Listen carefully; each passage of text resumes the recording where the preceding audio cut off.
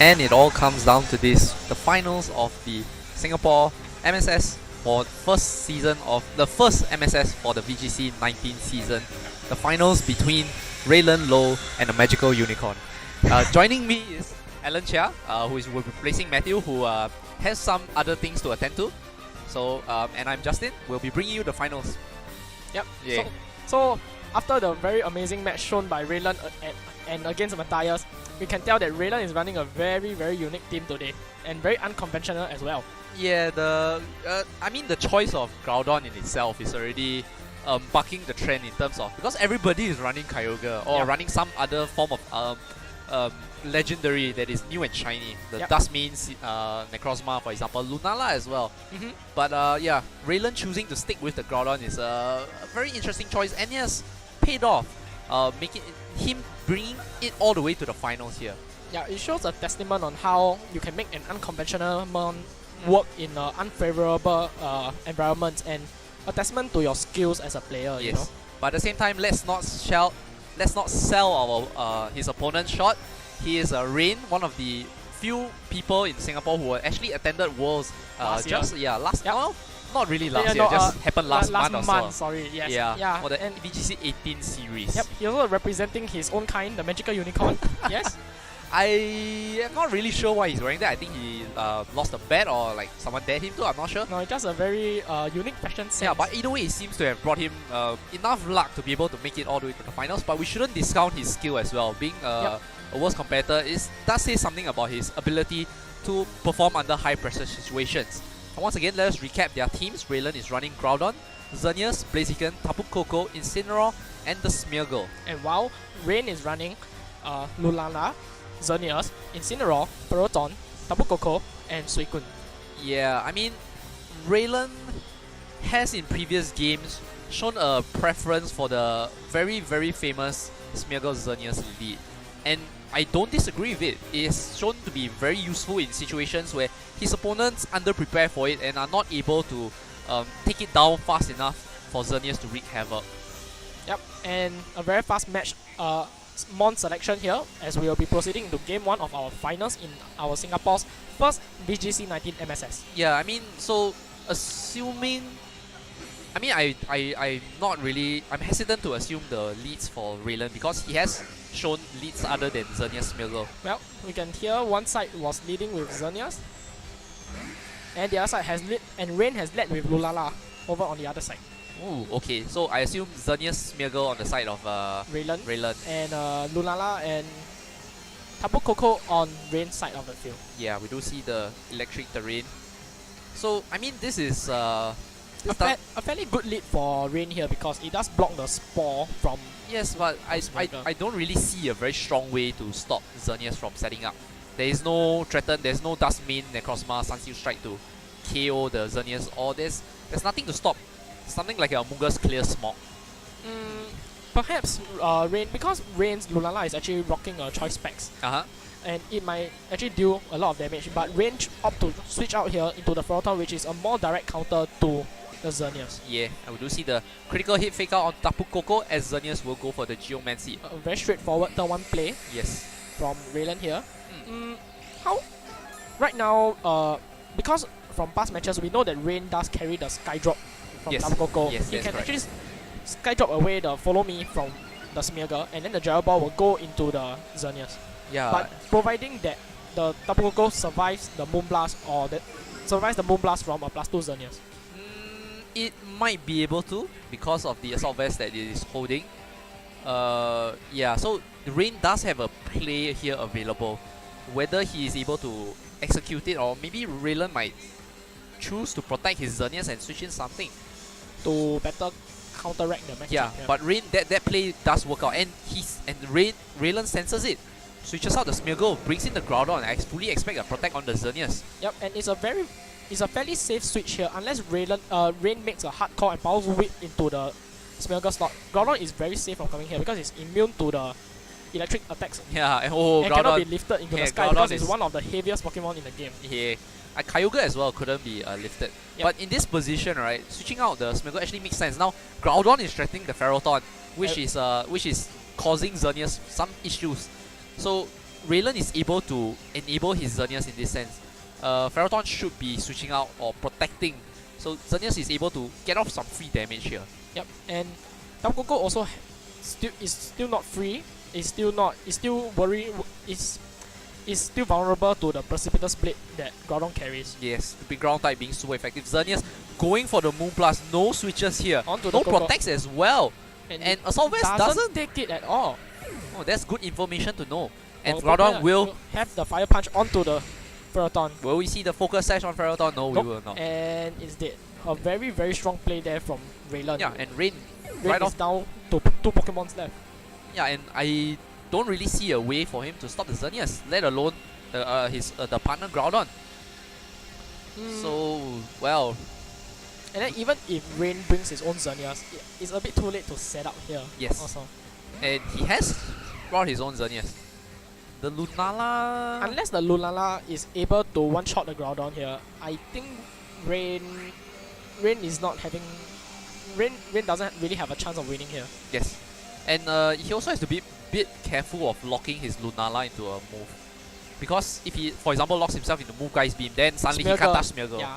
for and example. If he locks into Thunderbolt, for example, he can't touch Groudon. And if he locks into Side Shot, then he can't touch Incineroar. So he has to make a choice here.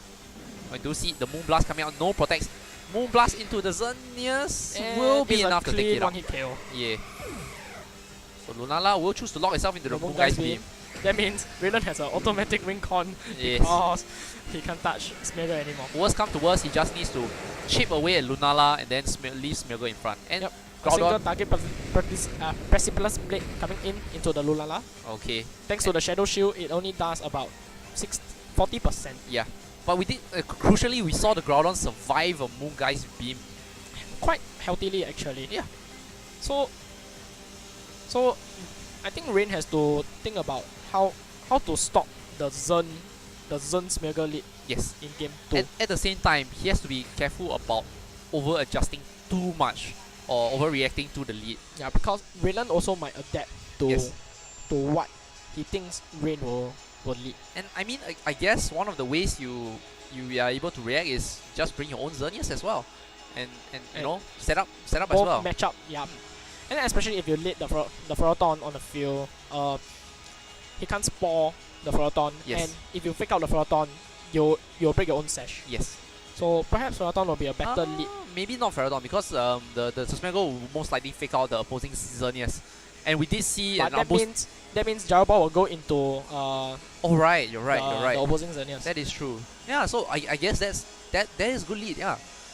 Because it makes Rayland make a choice. You want to fake out to stop Geomancy, or you want to sacrifice the Xerneas. I suppose in that situation, then he Smeargle spores the Xerneas and his own Xerneas protects, I guess. Yeah, and then follow me the next turn. Yeah, Something but like it's all, at this point, it's all just theory. But Rayland might not choose to lead Xerneas Smeargle, although I highly doubt it. It seems to be his comfort lead.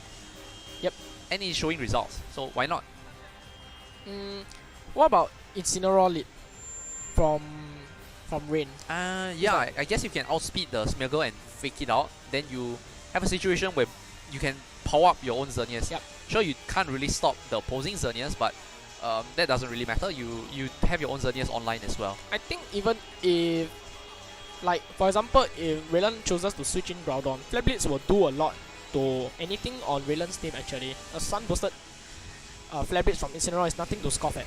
Yeah, well, we'll see as we go into game 2. Could be the deciding round here if Rayland picks up another win.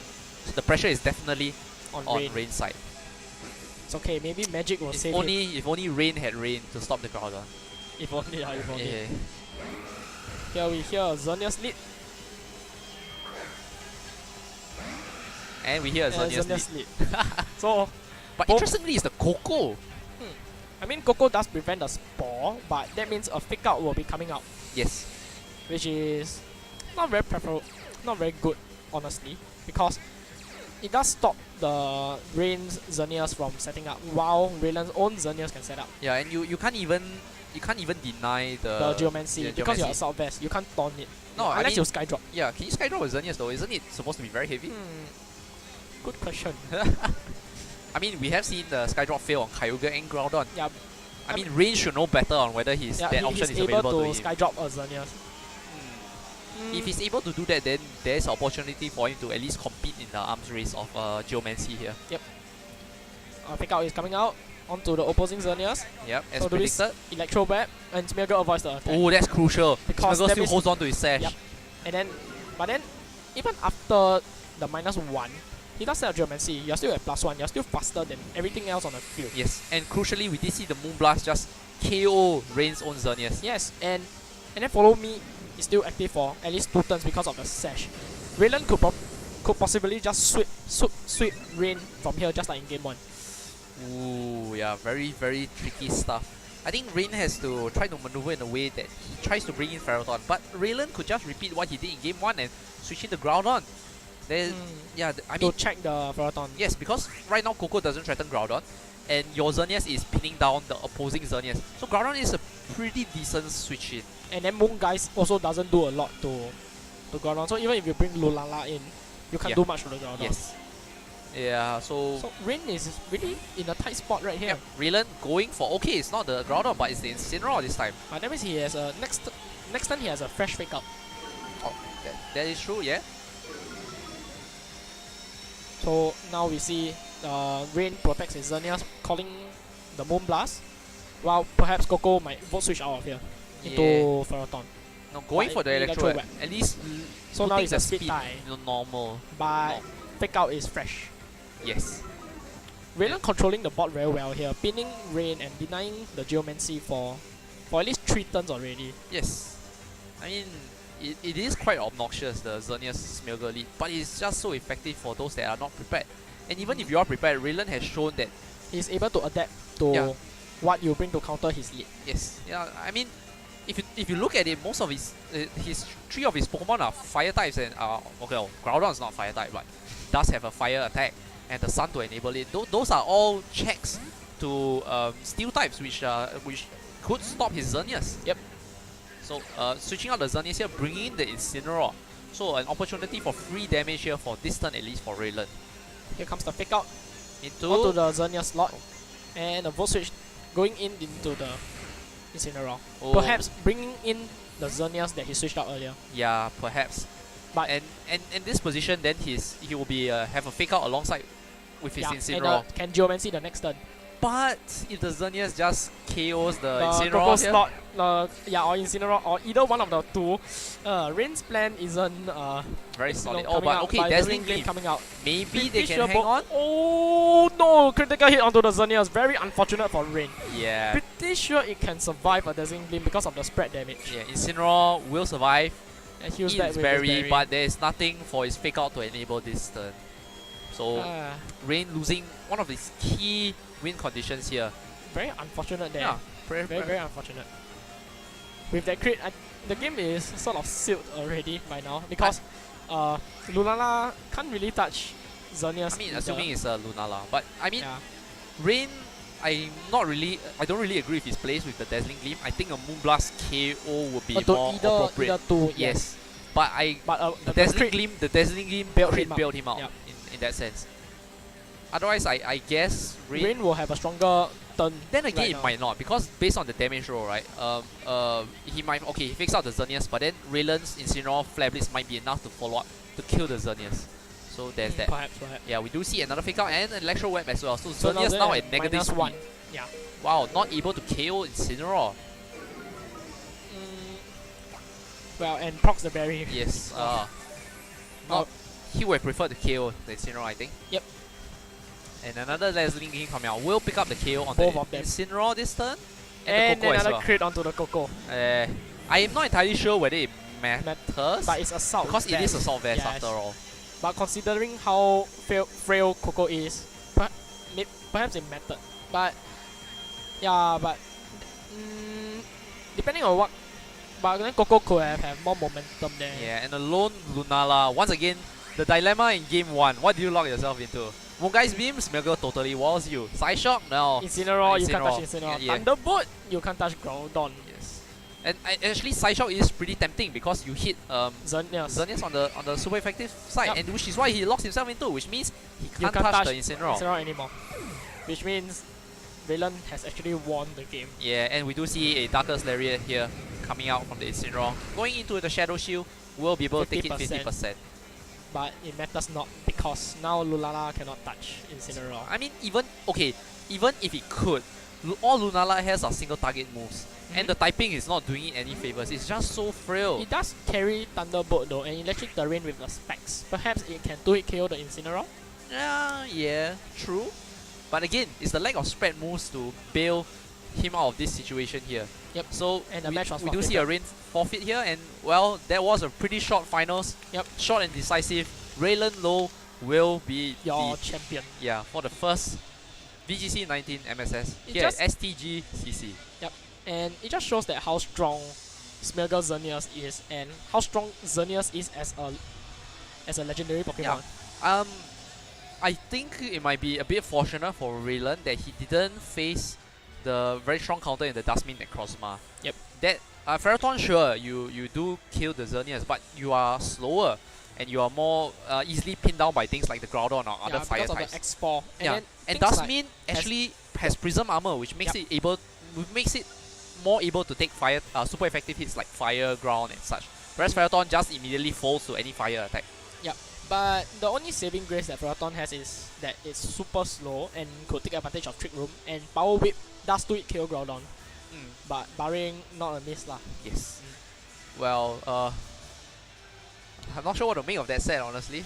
I'm a bit unsure of how Rayne could have adjusted without overreacting too much and Rayland punishing him. I still feel that he should let Ferrothorn, because Ferrothorn just puts out immediate pressure onto the yeah, you are right. And the part where you were saying that the fake out will break the iron bars also, yeah, gives Rayne a slight advantage in that lead. Or either that, you also force a Groudon switch in, which if you are able to call, you could be able to play around how you want the bot to be. But I feel that Lunala he shouldn't like preserve Lunala for the late game, because it doesn't really secure any big KOs onto any Pokemon at all. Yes, that's for sure. He should actually just use it as a sacrificial piece, I guess. Yeah, so we'll be moving on to an interview first with Rayne, then with Rayland. So stay tuned.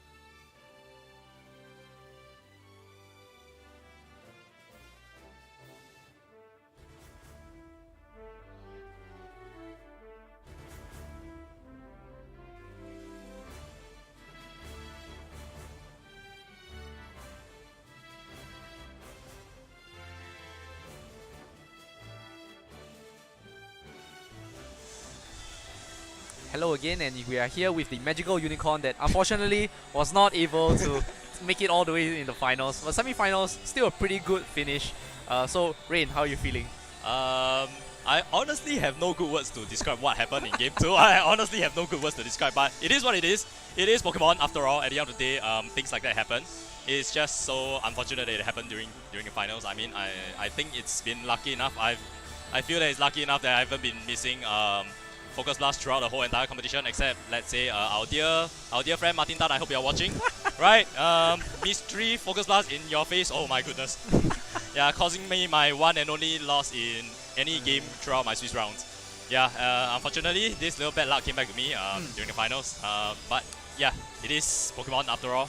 Yeah, I have to suck it up and what was your game plan though for dealing with the Smeargle Xerneas? Actually, I was sort of tempted to bring Suicune, as I reviewed on stream yesterday. There's Raw and everything, but I wasn't completely sure if Rayland was gonna bring Coco.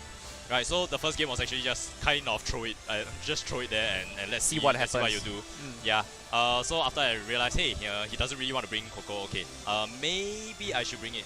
Then I think about it. Maybe not because once the sun comes in, Sequence not very Sequence kind of effective. muted. Yeah. So it kind of sucks, and I don't really need it for Snarl or anything because it's not really reliant on special attacks and everything. And Tailwind isn't going to do that much against him because there's nothing on his team that's really that fast except barring the boosted Xerneas and his Scarf Coco. Yeah, I mean, to me, I felt that there was an opening that Alan pointed out where you could have gone for Ferrothorn Xerneas. So the situation would be if the Smeargle fakes out your Xerneas, then your Ferrothorn will just OHKO the Xerneas with the Gyro Ball. And if he fakes out your Ferrothorn, he takes Iron Barbs, which breaks his Sash, and both of your Xerneas will be able to set up, which will be more of an even playing field. And there's added benefit that Ferrothorn cannot be spotted as well from the Smeargle. Yes, that actually I did think about it, but I opted for Coco in the end because I thought that Coco's positioning and everything and its ability to deal with redirection due to having Sky Drop was actually quite essential. So I thought, hey, maybe let's stick around with this because it can cover more things rather than just sticking with Ferrothorn leads and meeting his Groudon lead, possible Groudon lead, right? That would just suck at that point, and it's like that is true. And there's also the possibility that he might lead with an Incineroar, and that would be it would just be terrible. Yeah, I guess fighting not three fire types, but I assume Groudon. I'll just take Groudon as a fire type, but fighting three fire types is really difficult as a Ferrothorn, and when Ferrothorn is the only thing you have against a Xerneas, things are a bit dicey for you. That's the dilemma about having that team, you know. Ferrothorn is great and everything, but sometimes you just feel that, hey, maybe Katana may have been a better choice. Yeah, it's faster, you know. Yeah, put a sash, at least we'll be able to take another hit, for example. Okay, before I let you go, I'd like to have your take on the VGC19 meta. What do you think is strong? What do you think is weak? Honestly speaking, I still really think that Lunala is ridiculously good. Because barring Yveltal, everything else, the team members that I can fit with Lunala can actually deal with Yveltal fairly well, as demonstrated with my game with Matthias yesterday. Then also at the same time, it covers Xerneas pretty well, which is frankly the side speaking, shock, right? Yeah, frankly speaking, Xerneas in the team is just like, how to say, there's just nothing better to smack there, and yet Lunala can cover for majority of his weaknesses, and that's actually quite nice. I feel, right? So there's that synergy and everything, and it kind of got to me when I went for Nashville Open just a while back. That playing with positioning moves such as Volt Switch and U-turn constantly is like such a satisfaction, right? Especially when I was playing Gengar at that point. Yeah, it was like, holy shit, this control is like, whoa, nice. Yeah, I know. Matthew was telling me you just wait until Mega Gengar becomes available. Then Rayne will sit Mega Gengar in there and just snarl everything, and then he'll say, "Oh, I feel so dirty," but you know. Yes, he's so good. Okay, then once again, congratulations at least for the semi-finals. Still a really good showing, especially in a meta which is relatively new and uncertain. And hope to see more of your exploits in future. Exploits, right? Thank you. Okay, so stay tuned for the interview later with Rayland.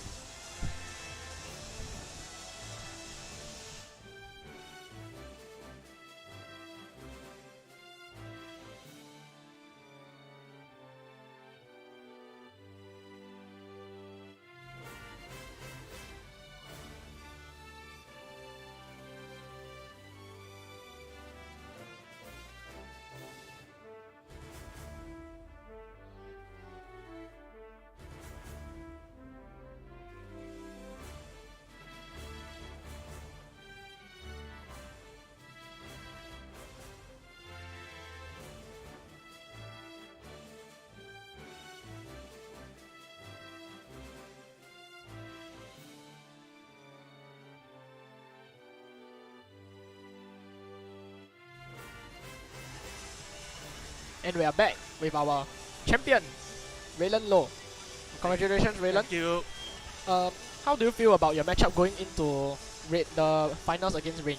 I don't want to like criticize Rayne just to like target him, but I want to like comment on the Singapore meta overall, because a lot of the VGC legends just Xerneas and Kyogre, which is in my favor. So actually my team might struggle quite a bit in Showdown, because in Showdown there's a lot of more variant in the VGC legends, like I will see Dialga, Palkia, or Ho and Lugia, which is damn bulky. So I was actually struggling with them with this team. Yeah. That's because of the resistance they oppose to you. Like your team doesn't really have a good dragon type check outside of Xerneas, right? Yes, but because VGC legends, the dragon types, right, have weakness to my Pokémon. Like for example, Giratina have weakness to my Darkness Area. Then Zekrom and Rashia have weakness to my Groudon versus Blade. So yeah, not necessarily I need to rely on Xerneas on that. I see. Okay, so what makes you so confident in your lead against Rayne? Like I've seen in both games you led Xerneas and Smeargle both times. Weren't you afraid of the Ferrothorn? Actually, for me, right, I'm not really afraid of Ferrothorn because I have like 3 Pokemon that can counter steel types very easily. So yeah, that's my answer. Yeah. How come? Why didn't you want to bring Blaziken into that matchup? Like, I mean, it's fast. I mean, if per se that Rayne was to set up his own Xerneas with Geomancy, do you think that your Blaziken will be able to counter it? I refuse to use Blaziken in that with my match against Rayne because I don't know a lot of things about Rayne's Lunala. So maybe the Luna can trick room out, then I will be at a very disadvantaged situation. Yeah. So when you go into both games, like, what was your game plan? Like what if you were not able to set up Geomancy and he led Ferrothorn, for example, like how will you actually play around it? Because for me, right, the way I EV my Geomancy is even without Geomancy, it can still hit very hard. So I make sure that it's able to survive a lot of attacks and hit very hard at the same time. Oh, so yeah. So it's like a more of a bulky Xerneas. Yes, correct. Is it? I see. So actually, what's with the unique choice of Incineroar, Blaziken, and Groudon together on the same team? Outside of the like steel type checks, like since you already have like 2 potential Pokemon that already can check steel types, what makes the third one? For Blaziken is to, like, for example, you have a chance to like check Kyogre with Thunder Punch with Electric Terrain is OHO definitely. Even if you choice out Kyogre, then with Speed Wolves it's still able to match its Outspeed. Yes, correct. Well, honestly, I feel that your team is one of the most unique out there for this whole tournament today, and one of the most unique team in the world, I would say, since this is actually the first MSS in the world. So I would like to congratulate you again on securing your championship points, and I hope that you will perform well in our future tournaments. Thank you. Yeah. And we have come to the end of our first Singapore MSS here at SGTCC. So stay tuned for future tournaments. Thank you for watching.